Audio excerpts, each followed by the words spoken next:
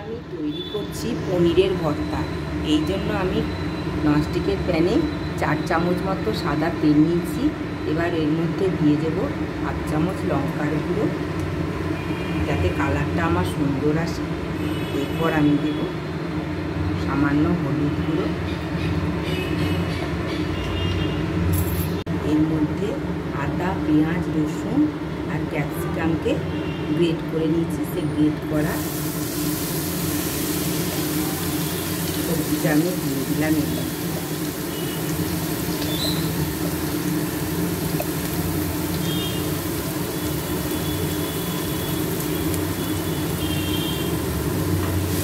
আমি এটাকে ভালো করে একটু ফ্রাই করে দিই।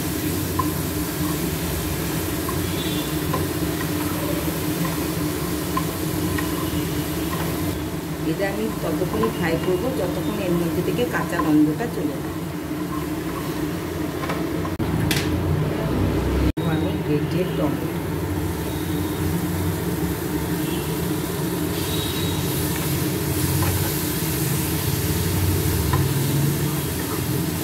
পর এর মধ্যে দেবো আন্দাজ মতো লবণ ও সামান্য একটু মিষ্টি, দেবো পরিমাণ মতো জল।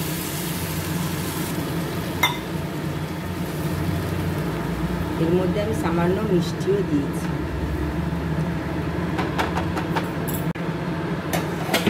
ঢাকা দিয়ে সেদ্ধ করতে দেবো।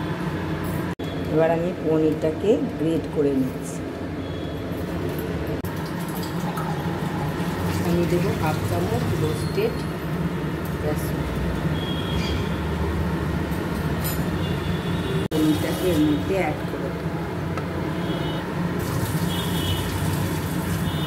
খানিকটা আমি জল অ্যাড করে দিই। এর মধ্যে আমি অ্যাড করবো পনির মশলা।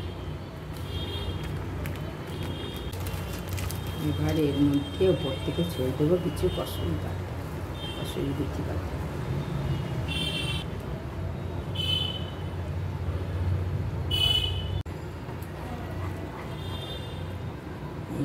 এবার পনিরের ভর্তা রেডি হয়ে গেলে এবার আমি সার্ভ করব।